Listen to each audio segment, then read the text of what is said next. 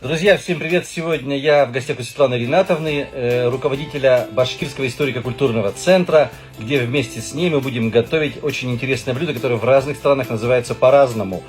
Позы, маньтоу, позы, чичкан-майда.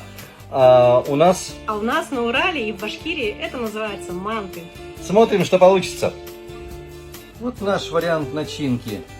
Говядина, курдюк, кабачок, лук, картошка. Солим, перчим, перемешиваем. Светлана замешивает тесто. Смазываем уровни мантоварочки маслом.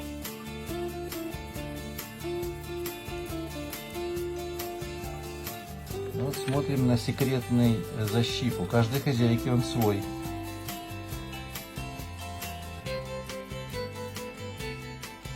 Вот такой красивый получился.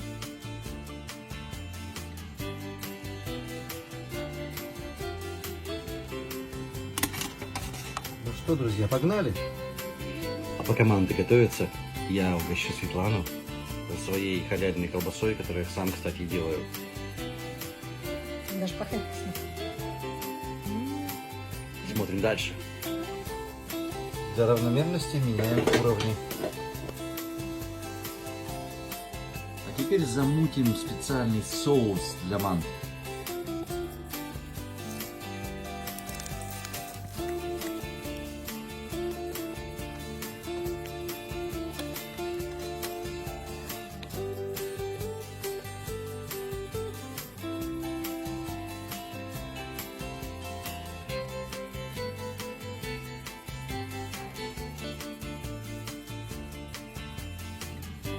Ну и вот и тест-драйв. Способов приготовления, названия этого блюда очень много. Надеюсь, все они хороши.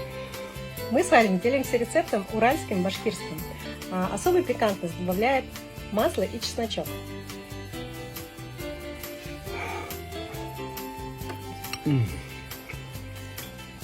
Я вкуснее ничего не пробовал. Обалденное блюдо. Друзья, всем мира, мяса и добра. С вами Константин и Светлана Ринатовна.